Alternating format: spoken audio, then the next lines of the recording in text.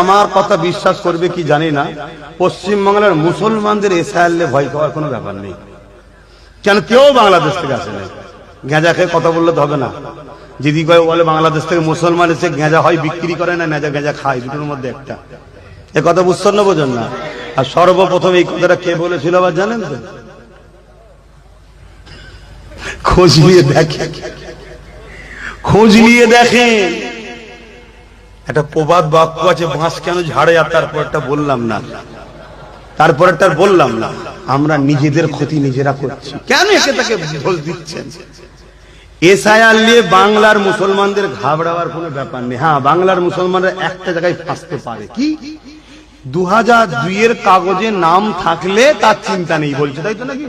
2002 কাগজটা কার হাতে? তারা যদি ওখানে বসে বসে বাদ দেয় তাহলে বিপদে পড়ে যাবে। এক কথা মাথায় ঢুকছে না? ঢুকে নেই। যদি ওখান থেকে বাদ না দেয় তাহলে 100-র মধ্যে 99টা নিশ্চিন্তায় থাকেন, তাহলে একটা ফাঁসবে। ওই একটা আবার কে জানেন? ওই নদীর ধারে ঘর ভেঙে গেছে, বেচারি ঘর সমেত রাত্রে চলে গেছে, তা সে কি পাবে এখন? তার কি আছে?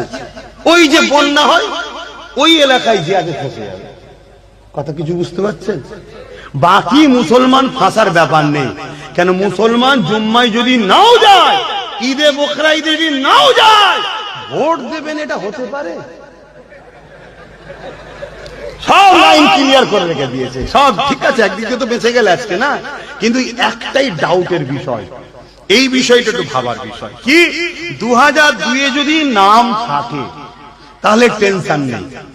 যখন এ কথা বলেছিল আমরা তো সব সময় ধীরে চলি, আমার আব্বা দেখবে, আমার আম্মা দেখবে, আমার দাদা দেখবে, আমার, আরে নিজে দেখো। তখনই যদি সবাই নেট থেকে তুলে নিতে কাগজটা, তাহলে নিশ্চিন্তাই থাকতে। কেন এখন শুনছি নাকি আর সার্চ করলে দেখাচ্ছে না, এই জায়গাতেই আমার ডাউট হচ্ছে। কিন্তু আমার নাম নেই দেখেছি, কথা বুঝছেন তো নাকি? আমি কিন্তু কোনো টেনশনে নেই, কথা বুঝে আসছে না? নাই, কেন আমি জানি যদি ধরা আমি পড়ি, আমার পড়ার আগে আমি চ্যালেঞ্জের সাথে বলছি আমার দেশের প্রধানমন্ত্রীও ধরা পড়বে। ওই দেশের নয়, ও দেশের নয়, আর এখানকার কোথায় শুনছেন তো নাকি? আমি যদি ধরা পড়ি এই বাংলাতে, আজকে যিনি ইফতার খেয়ে খেয়ে এত বড় হলেন পূর্ব মেদিনীপুরেরটা, ও আগে ধরা পড়বে।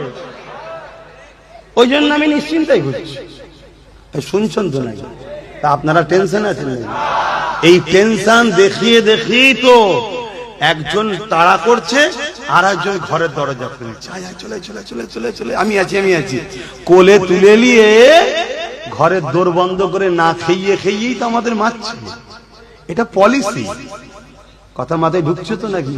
অতএব ঘাবড়াবার কিচ্ছু নেই, কিন্তু নিজেকে নাকে তেল দিয়ে ঘুমালে হবে, নিজেকে ভাবতে হবে।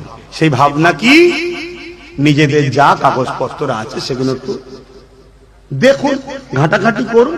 তবে হিটলারের একটা কথা বলবো।